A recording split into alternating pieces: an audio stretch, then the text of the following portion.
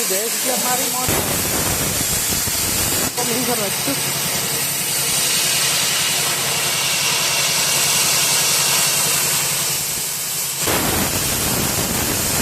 tuh ya kayak ya laptop